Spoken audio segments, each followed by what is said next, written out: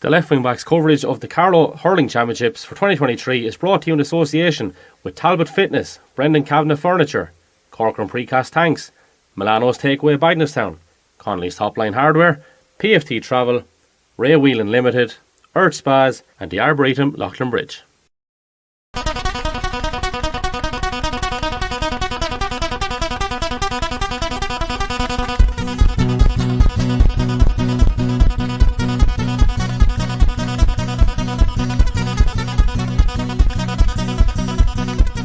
Hello and welcome once again to the Left Wing Backs coverage of the Carlow GA Club Championships, the bread and butter stuff on the Left Wing Back podcast here, which we've catered for what will be the fourth season, I think, here now at this stage. So, joined once more by my good friends Stephen Bamrick and Joe Nolan to take us through all the hurling action. We'll have regular guests popping in and out as well throughout, as Stevie has to keep the curry going every second week there. So, we will have a few lads dipping in and out. Podge Ryan was to join us this morning, but he's gone off to New York, I think, on a recruitment drive to get a few more hurlers for Kildavin. But they're not going too bad so far, and it's not a bad place to start, lads. Delighted to have you back. Let's pick it up with Kildavin Donegal. Yeah, that's great. Thanks, Kev. Go on, Joe, you go. No, just saying welcome back. Yeah, it's great to be back. Championship is back on us rapid enough. It's brilliant. The most exciting. We do say it's our Christmas time, I suppose. But yeah, I suppose the championship has kicked off, Kevin. You're right there. It's great to see Kildavin Donegal back hurling. Look, I suppose as a Ballinkillen man, I put my Ballinkillen hat on. We were sad to lose the lads and the connection we've had over the last good few years. But delighted that there was a team back going there. You know, they have an underage structure in place there, I think up to under 13s at the minute. Maybe they're expanding that a little bit as well. And for adult hurling and hurling in the county, isn't it brilliant to see, you know, if you kind of say, if we look at, say, the Setanta Burn Rangers, now Kildavin kicking back in, you know, it's just fantastic to see the expansion of hurling in the county. So, yeah, long may it last. Absolutely. Well, I tell you, lads, one thing that's not going to happen this year, we're not going to be accused of any bias here now, because we got a few allegations last year. So, absolutely, under no circumstances is there to be any bias this year on the Left Wing Backs coverage of the championship. Anyway, Stevie, how's things with you, boss? All right now. The ball hasn't come in through the wall yet here. He's threatened it. I showed you there's only an electric fence keeping us from being on a Sky News at 11 o'clock. I'll try grab that there now in a moment's time, because I did take a screenshot of it, and the listeners will know fairly promptly, and the viewers, what we're talking about, because I'll put it up on social media as well, of course. But yeah, we had a guest there who was very excited about the hurling championships coming back once more, and yeah, it is great to have it back. Look, as we mentioned, the junior championship has been up and going for a couple of weeks now, I think, at this stage. And Stevie, what way has that been panning out? Who's showing well so far? Yeah, round 3 is on this week now. The fixtures are changed, but I'm guessing Palatine have pulled over because there was 9 teams in it at the start, and then Burn Rangers were obviously not going to be playing without Lock and Dial, so the fixtures got a bit of a rejig. So we played our first game last Monday night against Carlow Town. Kildavin played Mount Leinster Rangers, and Mount Leinster Rangers won that one. The week before, Kildavin played Carlow Town.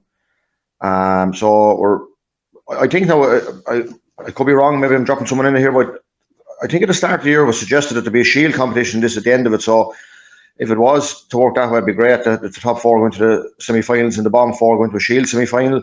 As I said, I didn't see that in writing, but I heard it somewhere along the lines of it'd be great, because often the problem with junior hurling is you get a couple of games and that's it.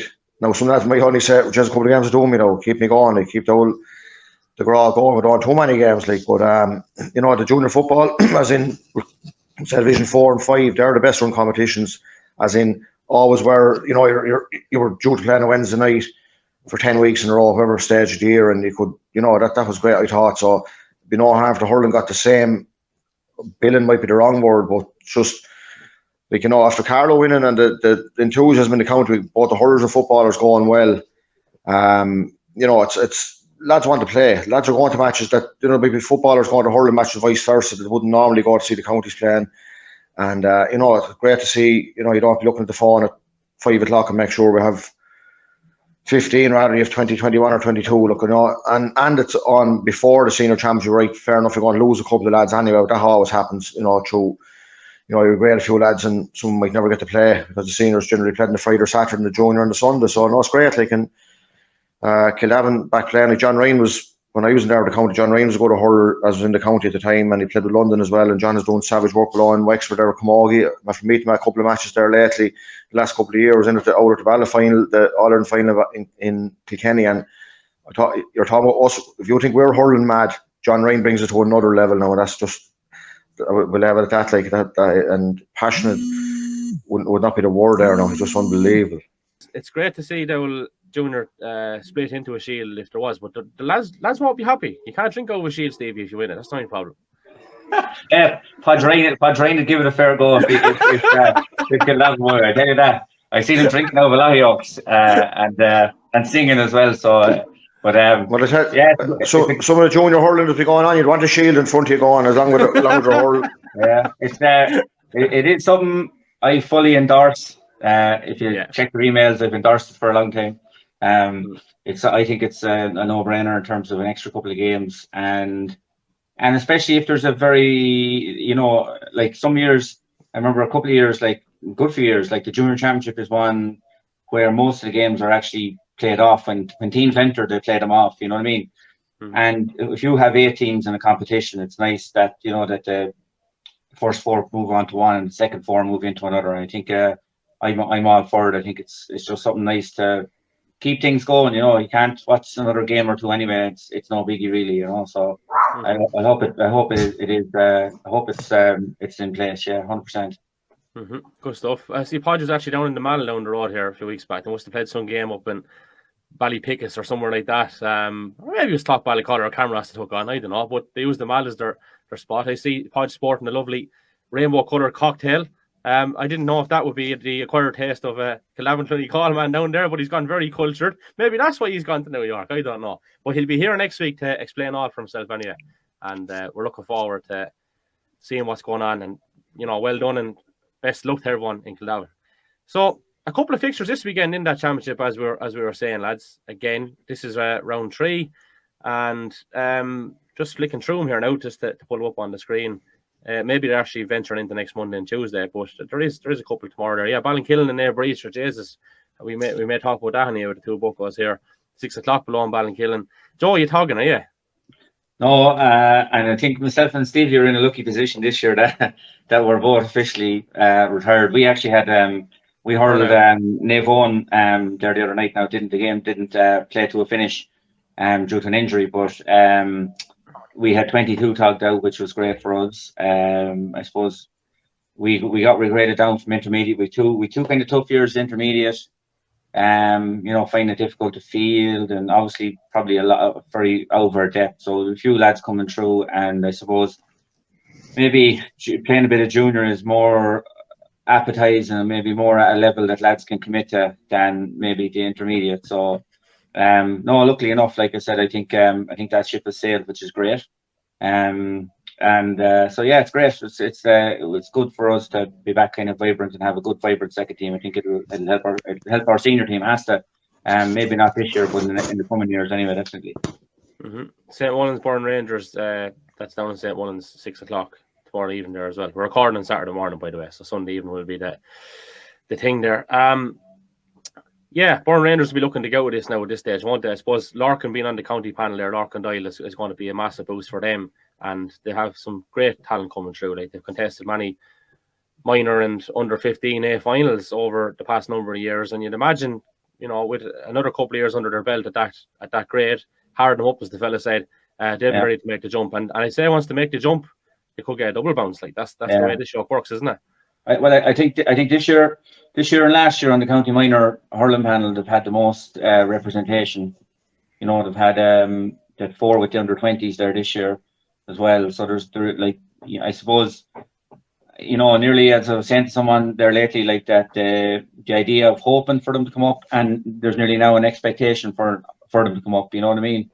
I suppose we were hoping in terms of, you know, for the bigger picture in Carlow hurling for them to come up, but I think now it's kind of, you know, it's probably their time, and they have a few lovely hurlers coming up, you know, and other lads kind of taking over the mantle, maybe, you know, that have been there a couple of years as well, some of the younger players. But yeah, it'll be I think it's definitely they're in a lot better shape this year. I think they've brought on 5 or 6 lads from last year's minor team there. Hurled all the way up. You know what I mean? And I think that's a big thing maybe that they were lacking last year in the final.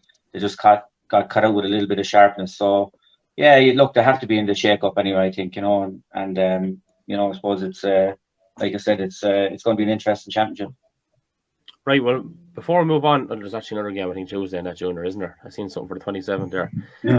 You have, Carlow and Rangers. Carlow home advantage, 7:30. Met Ian Connolly out in Salou. He was trying to get me to hurl with Carlow. Don't think it's going to happen, Ian. Sorry, but enjoyed the crack nonetheless. Before we go on to the Senior Hurling Championship, lads, there is big talk over the last, I'd say, month at this stage about this league final in football between Tinryland and Éire Óg. It was fixed for about the third or fourth time, I'd say, at least, for this Sunday. It's not going to go ahead. I think it's a matter for the CCC. I'll give my understanding of it without trying to mince anything, to the best of my knowledge anyway. Basically, I think Tinryland feel aggrieved over the fact that, number one, it appears that there was something set out on Carlow GA's Twitter page to say that the finals are going to be the June Bank Holiday weekend. County players weren't playing, and I think that was the main gripes with it. So whenever the game was kind of not to take place then on the June Bank Holiday weekend, due to, I think it was Darragh O'Brien's wedding, Tinryland obviously were a little bit annoyed over this. Now, the understanding is apparently they have a plan in place. I think Steve was a plan in place where he wanted lads to take holidays together at the same time in certain windows, so that preparation is what it should be. And he's left different gaps at different times. Right, lads, go at this time because I want everyone together where possible if I can. And then if the date is moved all of a slap, he, I think, felt, and maybe Tinryland felt that was upsetting plans. That's the understanding of it, right? I don't know much about it from the other end, to be quite honest with you. But what I do know is that it's got a little bit messy. And the question I'll actually put out to the two of you is would you be kind of in favour of that kind of approach to maybe have a certain window to have, say, look, lads, there's 2 or 3 weeks. Will you try to the best of your capabilities to go on those 2 or 3 weeks? Or are you completely against that? Joe, I'll start with you. Jesus. Thanks, Kevin. That's very good of you. I'm really kind, lad. My kindness knows no bounds. I would dodge out through the window here or try to look away here. I think you know my feelings on this one here. Look, I don't know. It kind of just feeds into my puzzlement about where things are going. If that is the case in terms of, managing things, we're 8 or 9 weeks out from championship, whatever it is, the football championship now, and they've probably been training all year, and you still want to kind of control lads' lives outside of football in terms of their holidays and stuff like that. I don't know, and I don't know, not in this case maybe, but it doesn't make it doesn't make sense to me, lads. We're amateurs. We're trying to grow the game. We're looking after lads, and I think sometimes with decisions like that, there can be pressure on lads, because you don't want to be the only one to step outside it, because there's, the idea of losing my place or letting the lads down, etc. And it doesn't sit well with me if that is the case. You know what I mean? I don't know. It doesn't sit well with me. That's all I'll say. I won't go into the details of it, but I just think I think all of that, and again, not referring maybe if this is the case or not in this particular place, but lads have to have a life. Lads have things that happen in lads' lives, uncertainty and so on, and I think you can't manage them down to that sort of a level. I think it's just completely over the top if it is so, but that's only my opinion. Okay. Steve, what's your thoughts on it? Sorry. It's a tricky enough one, I suppose, as in there might be neither side wanting to bow the knee if there's a small bit of bowing to be done. It was probably working out well, as in it was 2 teams that weren't going to be affected with hurling fixtures that had been played. Of course, if it was to be played when Joe McCall when it was supposed to be, if that was the case, right, it wasn't going to affect the hurling at all. But you're talking about planning. Like John Conlon's brother got married and made him be best man below, and he going out to play Munster Championship game. So that's, you're talking about planning, investing Stephen O'Mara and Turlock O'Brien down there to have a chat down there. But seriously, yeah, it depends with lads' holidays and things. They can, I suppose, years ago, say the builders' holidays, with a lot of lads, builders are, and we still have 2 weeks off. It's the first 2 weeks before August now, for the August bank holiday. Probably holidays are more flexible now with lads. They're going and there's different things. It's I can see both sides of the argument, as in, right, you want to control what you can control, but it's a devil you see it up in the fixtures again, and then you're saying, right, that's on Sunday evening now, and it's off again, and that's from a neutral point of view, might be looking at to go, just be a great game to go into, and then it's off again, and it's on again, and it's off again, and where it ends up now, the CCC, whatever that means, they make a call on it. I don't know. It's a tricky one. If all the like Division 2, 3, 4, 5 finals, they're all fixed to be played or have been played. I think they are all going to Division 4 a couple of weeks ago. Division 2 finals, I think, are on Wednesday night. Division maybe 4, 5, I think. Yes, it's a lot of it's a headache for everyone, I suppose, before the fixtures get going. Once there's a championship gets going, it's grand. The league is gone, it's gone, and they won't be worried about this in next November, October, whoever wins the senior football championship. Unless if Fair Ogerton Rail win, it'll say, right, we won the double, or we, whoever. So, regards to Joe's point of control, and as much Stephen O'Mara and Turlock now were fairly, like, them boys are around the block a good bit, and they don't want to be, leaving out anything that can be done to forward their position as win the senior championship, which they ultimately want at the end of the year. But there are two men obsessed with detail anyway. That's a fact, like, and that's and it's a nice clothes shop, in fairness. But sorry, that is like just to clear up. I've seen that go over your head, John. It hit the wall and actually hit you in the back of the head. But I was thinking about something there. No, but I mean, I suppose. Look, at my point, I just want to say that I like the idea of known fixtures. By the way, I would be. Sorry. I like the idea of known fixtures in terms of things being fixed for for players. Like I like that. If fixtures are fixed, that's fine, no problem. That's one of our big gripes with with the GA, that matches are moved and matches are higgly-piggly and so on.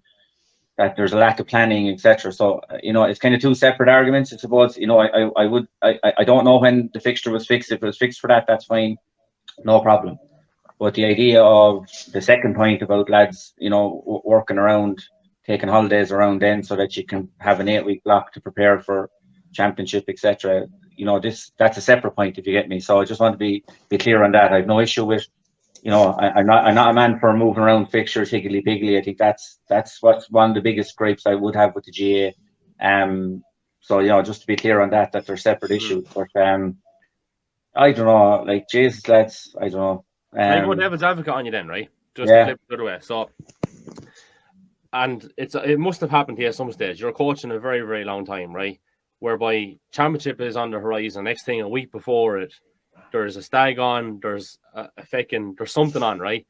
And yes, I appreciate all these things kind of have to happen. But I do know from, we'll say, that Aero team of the noughties, that they would have taken things at certain blocks, or maybe not gone on them at all.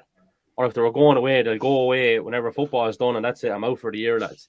And none of that went on, and they were successful as a result of it, right? Now, there's other teams that have been successful when lads have probably been going on holidays beforehand as well. Like, I see it from both sides. I'm not like saying that you should control everyone's kind of life or whatever, but there has to be some sort of thing in place whereby you have the best preparation possible going into championship, that every week there's not a lad gone. You're going to have it with injuries as it is, but then if you have injuries and you have lads going away on top of it, which could have went a week earlier, like, maybe you're just asking, could you shift it on a week, like? And in some cases, but you're asking, let me finish, hold on, I'll let you back in. Let me finish, I'll let you back in, right? And then, if they're accepting to do that, if you're asking just to move it 1 week, would you mind doing it, lad? And that's all you're asking. It's 1 week. Now you're asking lads to pick a particular window in terms of work, in terms of maybe pricing, you know, in terms of everything, you know, like great. I don't know. I mean, the block of work. I mean, what about the jewel clubs? You know what I mean? Who are hurling now? You know, I mean, if you look at, I'm going to be very brutally honest. Probably for a bad kick out last year, all of Tinryland's particular work and their focus and maybe they did this last year. And I'm just saying Tinryland because as an example of they were gone out of the championship to a team that picked up a football a few weeks beforehand. You know what I mean? I think you have to let players live. I think the bigger picture there is if like for every 2 or 3 lads or 4 or 5 lads who buy into this, there's lads on the edge who are maybe afraid to say, look, you know what, like I have a problem with this because you're seen to, you're letting the club down, you don't want it as much as me, or I don't want, you know, this sort of stuff. I think you have to be like you're 8 weeks out from championship. I mean, if you said to the lads, look, lads, for the last month, you know, look, we really need to be tight on this, like, you know, whatever, move back. Which I think you're 8 weeks out, whatever. You've the whole Hurling Championship to come, and you wanted lads to have their holidays in the first 2 weeks of June. Like, you know, I don't know. I think it's a lot to ask, but that's only me. Yeah. Let's go the other way around. Are Aero all of a sudden a lot more interested in the league than what they were at the start of the year? Any takers on that? I'm just going to go back when you're on about fixtures. O'Loughlin played Airog in the league final. It was the first time we ever got to the league final. I think it was 1988. And that time, there was a lot of boys heavily involved with soccer. Packy Gegg and Tommy Gegg and Jerry Gegg and Lord of Mercy, Fitzgerald's, Tommy Barmbricks, Jimmy. And they were playing with either Gorge Bridge or Bagnus at the time, or both probably. And the boys were in the league final against Airog and couldn't be got off anyway. And just what happened 2 days before, someone's mother died and the match was called off anyway. And it was refixed again. And when it was refixed again, it was the same as a clash with the soccer. And the boys played without 5 or 6 of them and drew with Airog. And then the boys were back the next day for the replay and lost people 7 or 8 points. So I know it was a different time, but no, what was the question again? Airog, whether they're more involved in the league? Well, more of an interest because like I don't know if there was a huge draw for it at the start of the year. Yeah, well, I was in at the league semi-finals now, and Tinryland played Tolo and Airog and Pal, and like there was Tinryland probably had most of their key lads, but Broderick wasn't playing. I can't remember exactly who else, but Airog and Pal know a lot of young lads playing, and it's kind of a don't show your hand job. So if we win the game, we win it. And Shannon Neal had the penalty save in the last about 5 minutes to go, and a lot of young lads playing. I literally had to start inquiring. Some of the lads had know the Brady's and whatever, but some lads I had to ask who they were, and they were good too. Like so, Pal the same. Yeah, well, go back to what I said a few minutes ago. Like, would it be psychologically an advantage to one team or the other to have beaten them in a league final? You're playing them a knockout game in 2 or 3 months' time. I'd say it has to be. You know, if it's that. If it's we're talking about small margins. Yeah, I'd say the good has gone over altogether. I'd say. Oh yeah, well it is now at this stage. I wonder were all the fixtures played in the league, by the way. I know the table says they were all played. Just out of curiosity. Well, O'Loughlin were in a shield. There was a shield for the Bomb 4, and just O'Loughlin had 2 or 3 right games with Bagnestown. That now they played a shield semi-final, and there was some mix up with the referee and they couldn't play extra time again because the lights weren't working, and there was a cracker of a game. The second game again, they played 3 games there in the league, and there was only a point or 2 between them either side, and one draw match, and Bagnestown won the Shield final to beat Rathvilly, so they'll get something out of that as well, like, you know, for winning the Bulger Cup as well. You know, every bit of a win like that makes a difference. Were all the games played? Don't know what to say to you there. I'm guessing they probably were. I don't know. Some years the league has been a bit hit and miss. Just be curious to know where they all finished up after. Yeah, hard to know. And look, maybe it'll be a discussion even down the road when we get the more football oriented people to see what they thought of it this year with the additional kind of prelim stuff at the start, whereby you had lads playing above the grade and different things. Did that kind of make a difference? You know, so maybe we'll leave it at that until that. But it's definitely a topical story, and we have to talk about it. And that's just the understanding I've come with. I don't know what the rest of the mitigating factors are, but we're trying to deliver what we're informed about. So let's go back to the Hurling Championship, lads. I was listening to was it Jim Bulger and Ger Doyle the other day talking to Brendan Hennessy. Obviously, we couldn't get into the launch there ourselves, and apologies for that. But they said, like, and this has been noted before, it's a great year to win a county championship when the county team is after winning something as well. It's just that little bit more special, like, and it's crazy already that we're talking about the club stuff. I can't believe it. It's after flying around the club senior championship, and it's very hard to put any sort of form together when you have. I'm not going to go negative again now, but the group thing for me doesn't do a whole lot for me. It doesn't do a whole lot for me. It's a fucking league, is what it is, right? And I don't know, have they made any sort of an improvement on it this year to have it a little bit more competitive? Is there any other cards dangling or caveats, or is it still 4 out of 6 going through? 4 out of 6 going through. 4 out of 6 going through. Yeah. There's so much shadow boxing. That's what I don't like. And then you get a run of form from round 5 onwards, or that's all it takes to win a championship sometimes. You know, if you can get a couple of wins during the group, that's all you're looking at, and less target games. And I don't want to be talking about the same stuff in season 4 that we're talking about in season 1, but it seems like we might be, you know, with the exception of one more team going through. But at this early point, nonetheless, having said all that, in spite of it, we have to make some sort of a prediction on who we think is going to win it, because the whole thing is kicking off next week, of course. But to try and gather that form is difficult, like. Yeah, but just the format, like, I mean, we could be talking about the same about we'll say the senior football with 8 teams, you know, and three of them are guaranteed to progress through to. Oh yeah, you know, I hate that as well. So I think with 6 teams and you're wanting to give lads games of hurling and more hurling, you know, I think it's the best format. I know, right, 4 out of 6, you know, there's a lot going through. Same as 6 out of 8, you're still progressing, but I think in order to build a run of form, and for some clubs they need those games, right? Some clubs they're seasoned. Say, for instance, if you take, say, St. Mullins, like, right, they are the real masters of time in a run. You know, not too worried about just getting to the semi-final, whether it's first or fourth, they don't mind, and they put the hammer down. Then that's fine. But for other clubs, you take Bagnallstown. I think last year's momentum at the start of the year was a big thing. I think for us, Ballinkillen getting that win over Michael last year and Avon last year, give us a chance to build a run and to become, you know, or has given us those runs over the last couple of years to become kind of contenders. So I think the format, some clubs need that format, whereas other clubs will come good later in the format by nature, you know. So I think with 6 teams, I think you have to run it. I think it's our only option really still. All right. Well, who's going to win it then, lads? St. Mullins. Probably have to be favourites, I suppose, at the minute with going from the county. I presume we're going to talk about the John McDonald at some stage, so I won't go into that now at the moment. But yeah, like, you're looking at the scoring end of the county team there. Paddy Ball and James Doyle, Mouse, and all these lads. Jack chipping him his couple of points as usual from midfield, half back line. So they're going to be up to match speed as well. So probably, but like, don't forget last year Ballinkillen, poor start, lost by a point, just couldn't get back. Different scenario then. St. Mullins wouldn't have been in Crow Park in the Leinster semi-final. You know, there's very competitive games. You know, there will be. You know, there's going to be. Michael have a new manager, Nevon have a new manager. You know, we have a new manager. You know, it's all different. You don't know until you land out in the field next Wednesday, Friday night, how like you've been going, where way you've been going.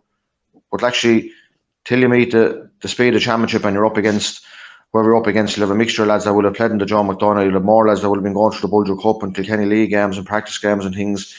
Until that mix is all pointed to the pot, you know, you don't know what way lads are. You know, you're guessing lads, the John McDonagh lads that carry their form through.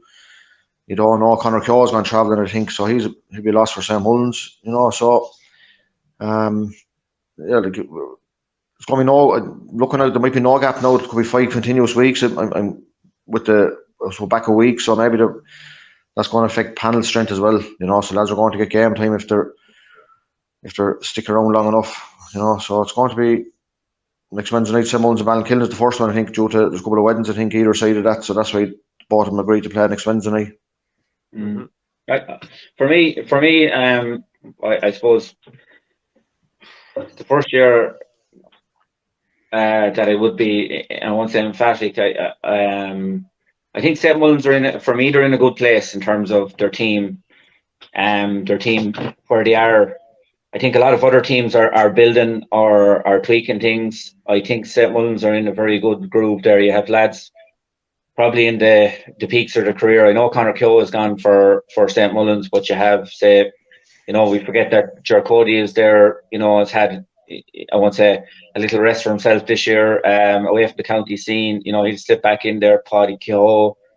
You have two fairly tasty corner forwards there as well in terms of the scoring as well with John Connors and Jason O'Neill, tipping away there nicely in the background. Again, timing their preparation as well. I just think St. Mullins for me are in a, I suppose, in a position of power. They again, I know, they have that settled team. They have that kind of winning formula that terms of timing their run. And to me, they have to start as favourites. I mean, all their key players, again, we mentioned there which we'll probably talk about at the end, the Joe McDonough win. We've seen, how well they hurled. I suppose they're a little bit of reinvention as well to keep maybe extra legs in lads. I like we saw the impact that Jack Kavanagh had last year, moving back into that half back line, and his influence probably had as much, if not more, of an influence on games from there as he had when he was that kind of all action kind of midfielder. To me, they're a team to beat. I think Leinster Rangers are probably kind of maybe rebuilding a little bit. I know that sounds strange from them, but over the last couple of years, the lads have been kind of maybe coming and going, and they're trying to find that right mix. And I just think that battle hardened edge that St. Mullins have, might get them across the line there. I think Bagenalstown, well, they had a phenomenal year last year, and I think they're looking to build, obviously, to build on that. They have a panel of a lot of young players coming through, and I think that they'll be contenders, but it mightn't be this year again. I think they'll be thereabouts, but there might be a year or two soon for them. I think the same with ourselves. Ballinkillen, we were probably a little bit tight personnel wise last year, and I think that probably caught us in the end. And I think we were probably, I know if we go a year or two, maybe for some of our players, they might be going over the other side of the hump, but I think for some of our younger players, they'll need that year or two. Michael, they're probably the one that we have come to expect less of maybe over the last couple of years, and I think that's they're the kind of the great unknown this year. I think last year they were very unsettled in their team selection from game to game, and I think that didn't help them. They have a lot of good young talent coming through, but I think again they have to be patient out there. I think that they have the talent to come through and to challenge again, but I think it's going to be a little bit too soon for them. And they breed then, well, I think they're building as well.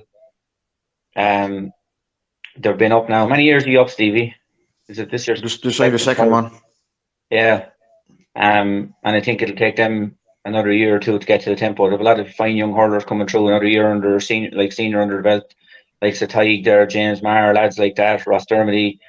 They're only going to get better. But again, I just think for a lot of teams, they're in a different phase of their, I won't call it their building or where they are, and I just think St. Mullins are in that groove there at the minute. That's the only that I'm thinking, I suppose, at the minute. I can't see but a winner from there at the minute, to be honest with you. Mm-hmm. Is many lads gone away from Ballinkillen, Joe, for the summer?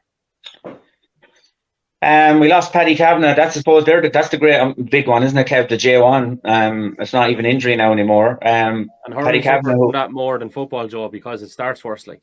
Yeah. That's it, and like that's a fact, isn't it? Like, we've Paddy Kavanagh gone at the minute anyway. Paddy is and Owen Whelan are, I suppose, two lads who would have played senior there. They're both gone. Paddy's in Australia. I think he was back in August or late August or September, and Owen Whelan has gone to the States, as far as I know. But other than that, I suppose from Ballinkillen point of view, we're waiting on, I suppose, Kieran Whelan's injury, I suppose, will be a big season kind of defining thing for us out there. But yeah, we've only two that I know of anyway at the minute, that I suppose. I I don't know whether Conor Keogh for St. Mullins, is he gone for the summer? Did anyone hear? Is he gone, or is he gone and be back at the later stage of the championship? I didn't hear anything about that. I'm not too sure now. I'm not too sure, to be honest. But we'll do a bit of digging before the next episode. And someone will probably correct us on it anyway, hopefully. Yeah. But Steve, how about Nate Breed? What way are they fixed personnel, and what way are things going on there? Yeah, sure. We won't know I'll settle next Friday night, but yeah, a lot of young lads coming through. Joe's mentioned most of them there, you know. Tiger Neil, Sean Kerwin. Stevie, could you realistically target to try to get 2 wins there? Like, would that be seen as progress to get a win anywhere? Maybe just one win would be a progress, and that's 2 definitely. You're not being smart, but like we take every game as it comes. And first game was Bagenstown Gales, and like, you know, they were in the county final last year. Styler said that or night actually, Steve, at the launch that Nate should have bet them last year, and I thought they should. Yeah, and sure we didn't, and that's, you know, that was the game was there for taking. So you're trying to, you have like Safik and Mikey and Aaron come back from county level, so we're hoping they're going to blend in well and lead the show. But you know, you're getting these young lads as in they're going to minor, big step up, like 17 years of age. You know, you're into senior action, and week on week, you know, you're going to have to. You need a panel. Or panel to be tight enough, like numbers wise, and you know, you're just having to go with take what comes in the first week, and you know, if you get an early win, and you know, anyone that's trying to get to semi-final needs 2-3 wins. So you lose your first game, not matter who you are.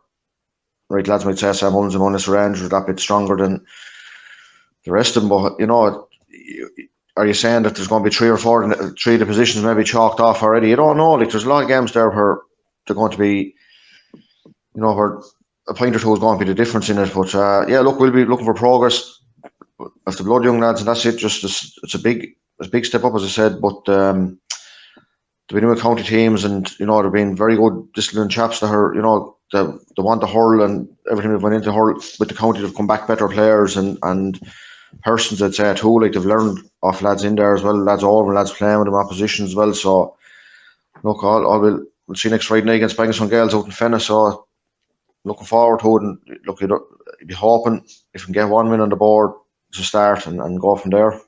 Mm-hmm. I think Scally is a great fit for Bagenstown, to be honest with you. Like, he had a couple of years below in Skiock, like, and what he done down there was phenomenal work. Like, for a long time, they never looked like doing anything, and then all of a sudden, you know, they got a run. They narrowly lost out in the Leinster final thing, didn't they? In the end, wasn't it the Leinster final he got into? He done great work down there. Semi, was it? Yeah. I do think that's a good fit, and I think he said they're taking the reins of the footballers there in the last couple of weeks as well.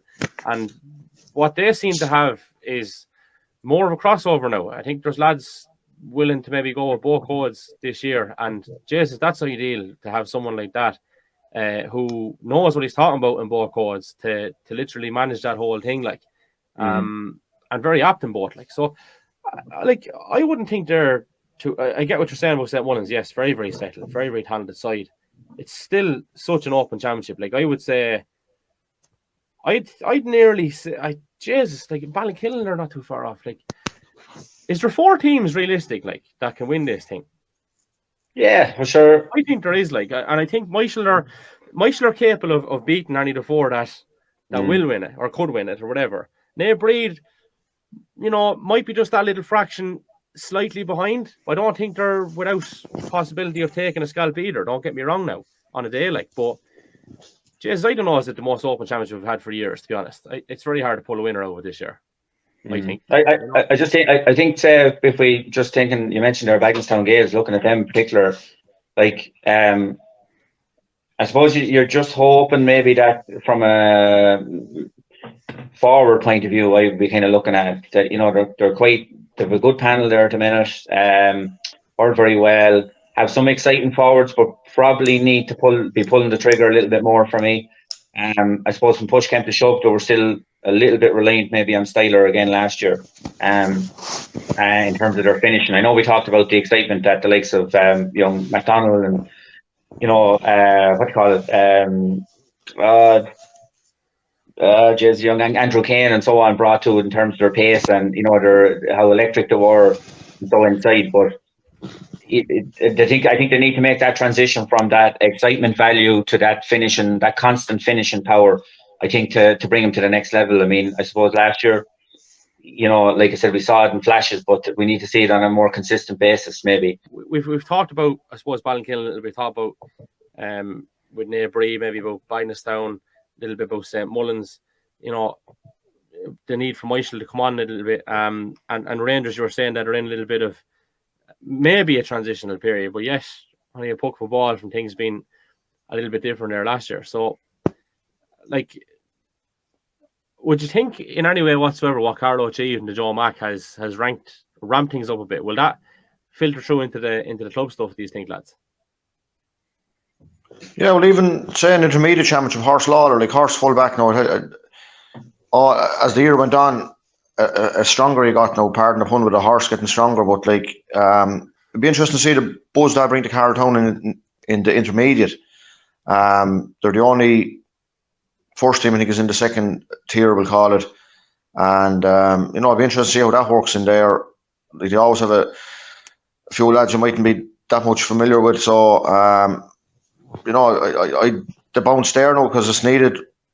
The bounce in the clubs is needed more in the likes of Nave Breed, Burn Rangers, Kildavin, Carlowtown, these lads, after the Joe McDonough than anywhere else. That's where that's needed. And other parts of the county where there mightn't be hurling going on at all, say Tulla, Rathvilly, Hackettstown, Clonmore, that direction, if there's. So that's where the bounce needs to come, I'm not saying we're saying Bagginson, Ballinkillen, unless the Rangers and Michael and St. Mullins are all bulletproof for that, but that's where this needs to be hopped off of, I think. Mm-hmm. Yeah, fair point.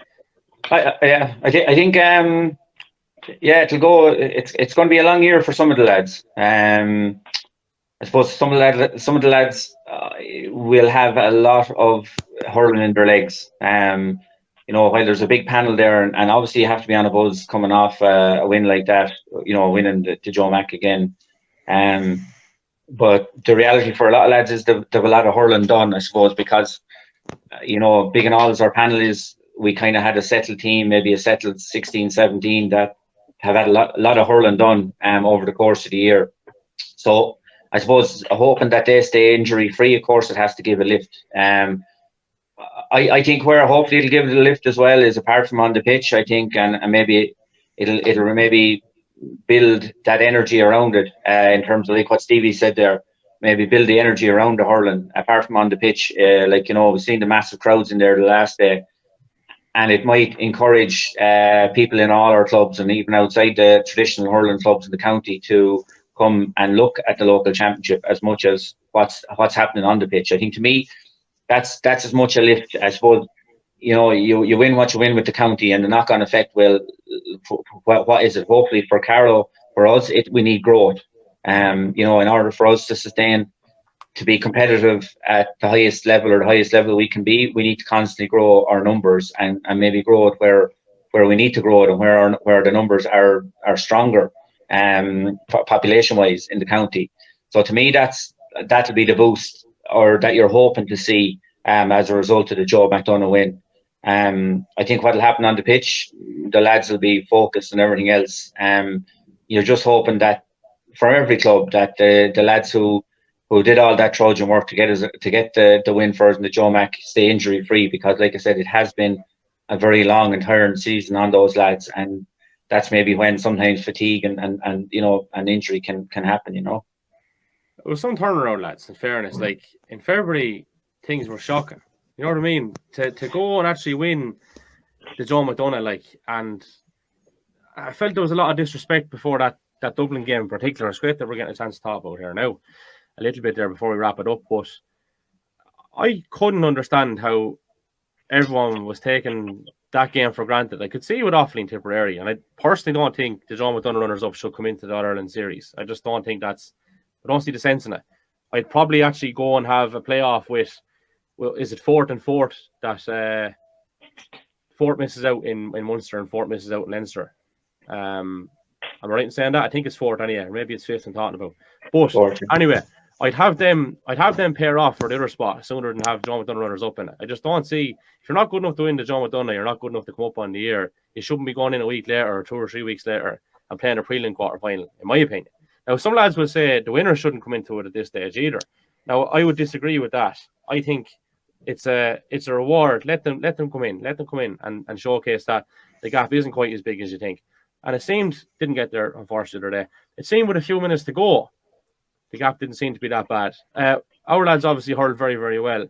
And have shown that, like, they're capable of taking a scalp, no different to what Westmeath did this year. But I'm not quite sure, Joe, if you want to discuss this on air, but would you have some fears about maybe depth going in next year?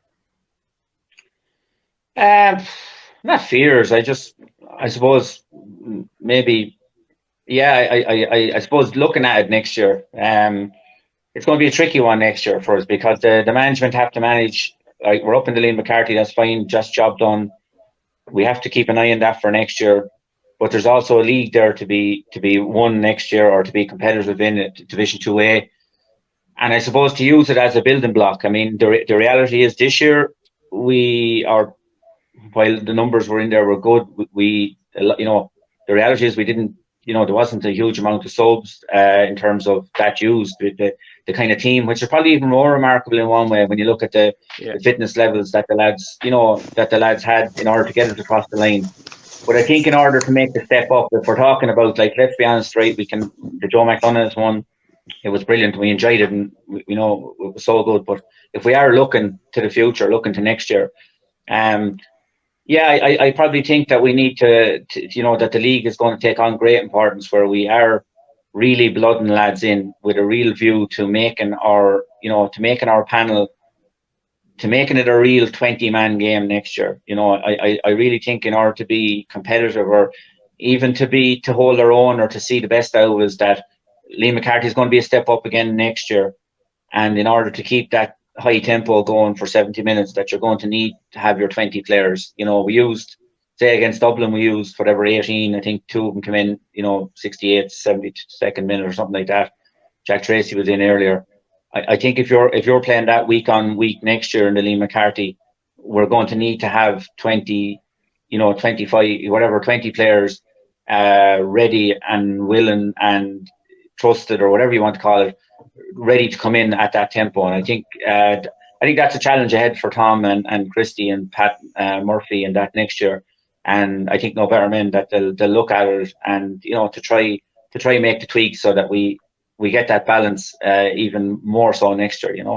Does that involve calling players back in that are no longer part of the panel? Like, I mean, there's a few there that are the good side of 30. There's a few there that are not too far the other side of 30 that might still be able to make a contribution. What does that involve? Because for me, not to be disrespectful in any way, but it's been a while since we've seen a gem come through, an absolute gem of a player. We had this conversation not too long ago where a Mouse and a James Doyle came through, and a Chris Nolan and a John Nolan came through. And the last couple of years, obviously, Jack's come onto the scene, young Jack McCullough, Conor Keogh has come on. I mean, Big Fitzpatrick, yeah. We need a few more of them nearly coming every year. Like, that's where it's at. Do you think that is coming every year? I think they're built, like, I suppose, I think they are. I mean, look, there's a few lads coming here. Sorry, I'm going to interrupt you because Mouse is probably not a fair thing to put in there. He's a generational player, and Chris Nolan is a generational player. But I think, I know what you're saying in terms of bringing a couple through every year. I think they will. I think there's a couple, like, you're just hoping maybe that, say, I'm just thinking of 4 under-20s who were with the panel there this year, say Eric, Diego, you had Jake and Evan Keeley, that they, that next year, like, they're a year older, they're moving up, they're a year under the belt as senior, that they get maybe, that they're blooded, they're pushed on.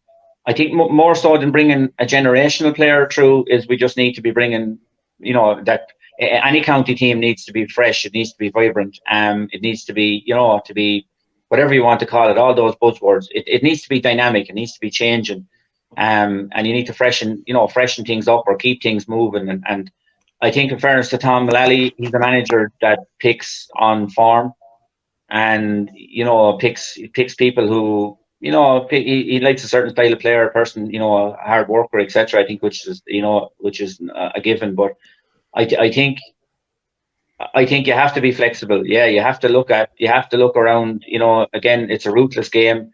you don't win by being the nice guy, you know, at that level or be competitive. So I think this year's club championship, lads, you'll be hoping will be putting their hands up for different places next year on that panel or on that team, you know, and that's the nature of it. Like, I mean, some lads won't be there that won Joe Mac medals this year, won't be there for various reasons, you know, be it, you know, thanks very much, or, you know, but or whatever else, or maybe they might have to step away themselves, and that's just the dynamic nature of an inter-county panel, I suppose. But I do think, yeah, we, apart from bringing through those once in a lifetime players, we need to be just constantly evolving. You know, that's what inter-county is about. You know. Mm-hmm. No, get that for sure. I'm just thinking there, like, I mean, we have Paddy Goland, as Stevie calls him, on the scene now, who holds the hurl the very same way as Eddie Byrne. You know, same kind of style, similar enough kind of style anyway. But yet we won't have the two of them on a panel together. Like, that's where I think we suffer a little bit. Like, you know, imagine Federer's coming in for 10-15 minutes there at the end of a game next year. Like, what trouble he'd cause on the edge of the square. I still think there's a little bit in English as well. Like, sure, English is 31, heading 32 years of age. Like, I think there's another little bit in him coming down the home stretch. I mean, if Richie Cody and Jack Kavanagh can do the 35 or 6, like, the boys have a few years on him still, and I think those lads need to come back. It's a pity the way things worked out with Alfie as well. Like, I mean, that kind of just petered out. Like, I mean, he's one of the best players that we've ever had, and I don't know what way it panned out, but I don't think it was the way it should have panned out. That's my understanding of it anyway, and I don't mind saying it here on the podcast. Like him at, what's Alfie, 30, 34 or 5, you'll be looking at him now this year playing for the club, and you'll be still saying he's one of the best hurlers in the county. I'm not saying come back in next year or whatever, you see him back in, but like, we just cannot afford to not have everyone. And we've said this year in, year out. But I just wonder now, will DeGraw, Liam McCarthy maybe get lads in? But then what happens is, I suppose, if you're in that position, you know, you go up and you stay up in it. Oh, Jesus, I'll stay going for another year. And you can't keep going and going either, because, like, the body's breaking down. Alfie has had a lot of injuries. Federer's had a lot of injuries. English has picked up a lot of injuries. So it's that little bit of a catch-22 where we get caught, I think. Just look at Antrim there with Neil McManus retiring, like, and like, he had his fair share of injuries as well. He's 35, and you know, he was a marquee player, generational player, as you say. You know, he you know, when he was going, it was under his terms. He was going. He just probably made a decision a couple of months ago or whatever, that right, I'm going, and that's it, and you know where you stood with them. So, like, a lot of lads, and I suppose you're looking at the football as well. You see Sean Gannon, John Murphy, these lads, they went off into the sunset. You know, there was no fanfare about them, and by God, what role models they were for county and club, and still are. You know, we're such a small county. We have to have everyone that can humanly possible be in a county panel where possible. You can't have everyone on. You can't have 50 or 60 on it where you're, you know. But as Joe said earlier, it's cast away. You know, something will happen. There'll be a reason someone won't be able to go in next year, whether, you know, and these things, to find a way of working out. Now, with the games next year are going to be week on week. You'll have a gap there only if, same as in the Joe McDonough, but that's how quick you recover from playing Galway this week, and maybe if Kilkenny next week. You know, that's the, and it'll be exciting to look forward to, but also pretty wish, you know, you'd be nervous in one way, but a nice nervous, I'll call it, you know, because we'll be looking at, you're marking the Dublin or Antrim game, Wexford game. You know, if you got Wexford and Dr. Cullen now, it'd just be great. The crowd was in there last week. I'd say it was 90% for Carlow. You know, there was a savage turnout, parents, children. You know, in fairness, there's been a lot of work done to even the jersey thing. Half time, and there's not a child in Carlow hasn't got a Carlow jersey at this stage, no, because I wouldn't say it can be kept in the shops. Yeah. And you know, I guess the child brings the parent to the match, not the other way around. The parent may have to drive, but you know, that's the thing, has to be sold now, and it has to be for future generations, that you have someone like, say, Larkin Doyle from Burn Rangers this year, first Burn Rangers player on a county senior panel. He's a Joe McDonough medal now, you know. So and these things have to be hopped off of now. Just whoever's been trying them down low, said in the late, I was going to say, on the Sunday game. I'll talk about that in a minute. No. You know, he talks a lot of gobbledygook, but he talks a lot of truth as well. There needs to be, the GA need to help Carlow where they can at the moment, and you know, these things won't affect the Joe McDonough or the Liam McCarthy next year, but in time to come, you know, what they're done with Dublin and the football, you know, they just can't be just let go up and down every year. That Laois, Westmeath or Carlow will be going up, win the John McDonough, or Offaly go up, down the next year, up, down, seesaw. So, yeah. Just on the player thing, Kevin, just you mentioned a couple of lads there. I suppose, like I said, it was back to my point maybe earlier on. One thing was about players having a life too, you know, and I suppose like we don't, like, you look at what our lads at our county level actually give, because, you know, you're TJ Reid, you're sitting on the bench for Kilkenny, you don't play the league, you know, you might have a little owl knock, you're grand, you know, but you'll sit on the bench, even the league finals, you're grand, tug out. You're a Carlow hurler, you take, if you mention Mouse, you take Richie Cody, they're hurling with the county since they're 18, 17 years of age, miss nothing because they can't afford to miss anything because we need them, and they stand up every single day. So if you take, we mentioned Alfie, Eddie Byrne, David English, these lads have all that record under their belt in terms of what they've done. And I probably think that they have performed so well in the club for the last year or two because, probably conversely, that they're fresh. I mean, David would probably had one of his best years last year. I mean, just picking him as an example. Probably with that freshness, you know, and you know, I know he got married there recently as well. And, you know, we'd all love to have them, but at the end of the day, I suppose, like, a lot of these lads make their choices based on, you know, other issues outside of, you know, their choices in some cases, sometimes maybe not, but their choices maybe to step away in order to prolong, you know, a playing career, maybe with a knock that they're picking up, and they say, right, well, I know, like, one lad who hurled cornerback for Laois, Brian Stapleton, he won't mind me mentioning his name, and he kind of had to make the decision whether to, you know, to play intercounty or to continue with the club to get a couple more years extra with the club in, and that's the reality in terms of injuries as well for these lads. So, but look, I suppose just my final thing on the Joe McDonough is, and I said it to any of the players that I saw, I just thank them for the great years, lads. It was just phenomenal this year. What was out on that pitch, lads, if you could bottle it at the end of the Dublin game, it was just unbelievable. Apart from the Offaly game, just at the end of the year, what, you know, the lads out there for an hour afterwards or more, talking, signing jerseys. What was a difficult week for some of those lads, as we know, and our thoughts are with them down there. And to still give what they give for the jersey week in, week out, year on, year out, it's just phenomenal, you know, and without maybe the profile that, and the rewards that other counties, maybe players receive, but they keep doing it and continue to do it. They're just incredible men, and hats off to them is all I say. Great way to finish it up. Super way to finish it up. 100%, Joe. I haven't got much more to add, lads. I'll just call out the fixtures. I'm not looking for predictions, just with time. We targeted the hour. We're gone over the hour. So Wednesday night, 7:30, Netwatch Cullen Park Senior Championship, St. Mullins, Ballinkillen. 2 games on Friday night then. One is out in Fenagh, Bidnestown and Breed at the same time in Netwatch Cullen Park. It's Michael and Mount Leinster Rangers.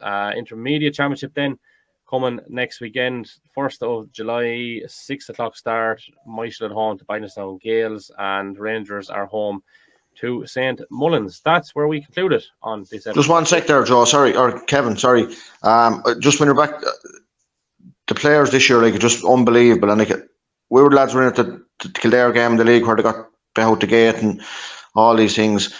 The turnaround and the commitment they had for the whole year, and to end up where they did, like in Crow Park that day, was just unbelievable. I mean, talk about, I know Ballinkillen, Fenagh, near Breed, was a clattering young as beside us. There must have been 100 between the two clubs, and the day they had up there, they'd never forget. But like, we were like children in a sweet shop. Again, it was over. It was just freaking free reign. It was absolutely the best day I could ever have. But I wanted 2 things. The stewards in Dr. Cullen Park, I think they're kind of there's not been high profile games in there this year, and the amount of work, and I mean, the lads are in there on the gates. They're in there for 5 or 6 o'clock in a match at 7:30 for big county games. The work they're doing there goes a lot, very unseen. I think, you know, when you're in there yourself early, and we're only doing Twitter page, you know, so that's not work to me. Whereas lads in there doing the world of work in there, and I think they have to be commended. And, you know, the likes of, I'm not going to name anything, but they're in there week in, week out. They'll be out in Fenagh at schools, finals, everything. And same faces, hail, rain or shine, they're there. And without them, and I'm just going to, last but not least, there's a commemoration in Loughlin Bridge today, I think, Kevin, for Blanche Kehoe. Blanche would have been a stall with Loughlin Bridge. Michael Davitt's back in the day, and I just thought coincidence wearing a Michael Davitt's jersey. That wasn't meant, but The first game of adult hurling I played with Parnells was actually below in Skioka tournament, and that wasn't a good place to be going when you were doing the leaving 2 days later, 3 days later. But in fairness to Blanche that day, he minded me quite well, and I remember him for that anyway. He was a great character, tough man. But there's a commemoration in Loughlin I think there's a seat going in there beside where Pelouse is on the veranda. So it's good to see a good club man like him being remembered. He was a hurling mad, and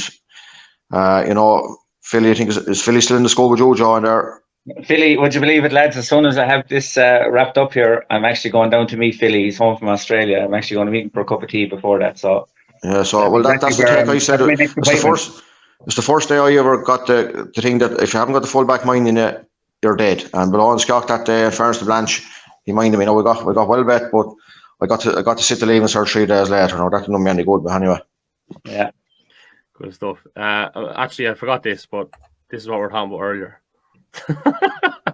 Oh yeah, yeah. That was our special guest there in the middle. So whoever comes up with the best caption, we might sort out something for them there in the next week. Joe, Stevie, thanks a million. Appreciate it as always. Yeah, good luck, lads. The Left Wing Backs coverage of the Carlow Hurling Championships for 2023 is brought to you in association with Talbot Fitness, Brendan Kavanagh Furniture, Corcoran Precast Tanks, Milano's Takeaway Bagnestown, Connolly's Topline Hardware, PFT Travel, Whelan Ltd, Earth Spas, and the Arboretum.